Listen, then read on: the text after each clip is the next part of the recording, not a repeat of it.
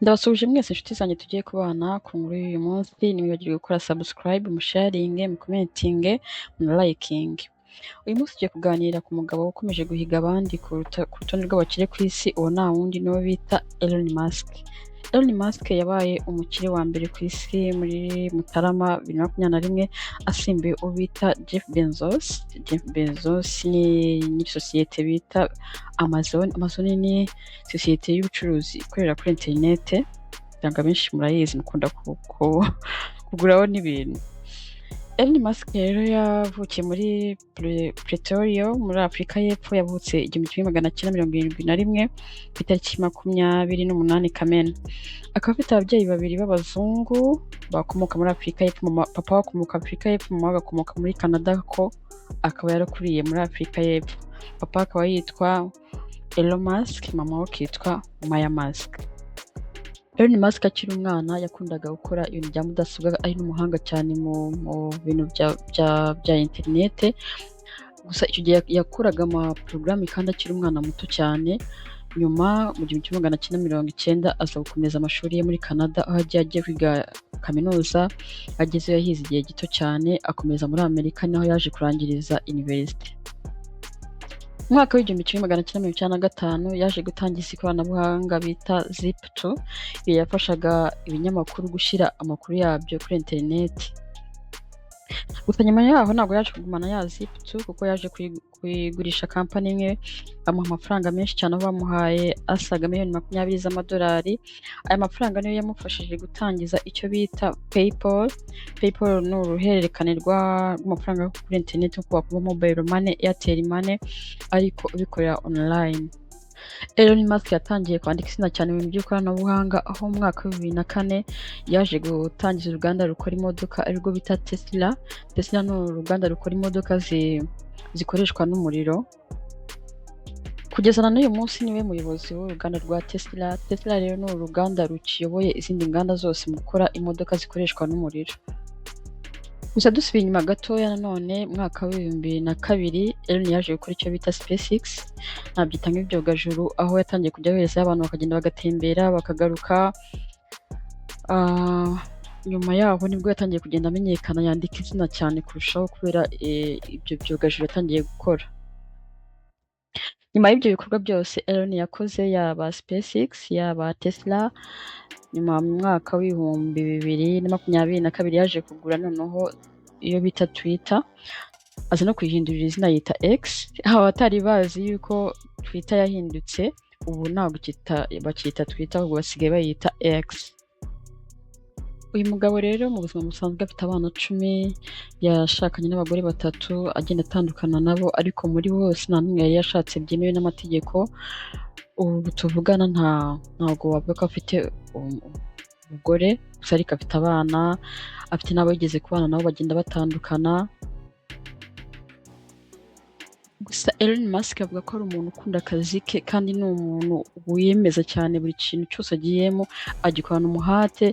Ni umuntu utari ucika intege mu byo akora, yaba abona yuko ari biri bishobora kuzanamo igihombo, yaba abona ko biri bumwungukire, we aragerageza akunda guhatana cyane. Kandi bavuga yuko ari umuntu ukunda gukora amasaha menshi, igihe kinini cye cyose aba ari mu kazi.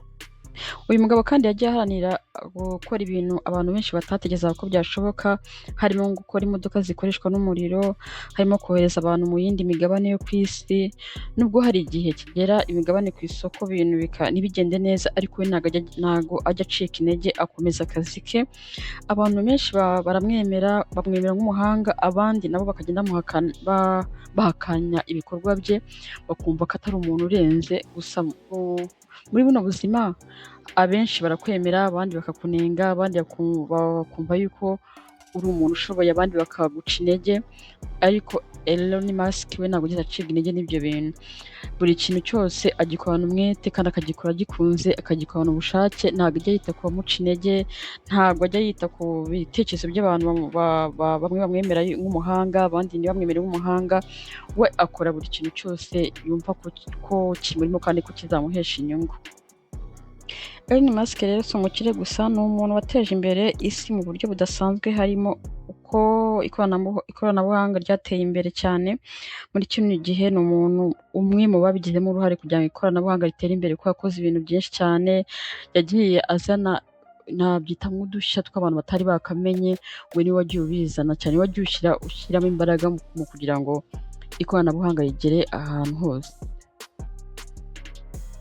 Ikindi kandi uyu mugabo azwi nk'umuntu utekereza ejo hazaza kandi witeguye gufata ibyemezo bikomeye kugira ngo isi ihinduke neza kandi abantu bagire imibereho myiza.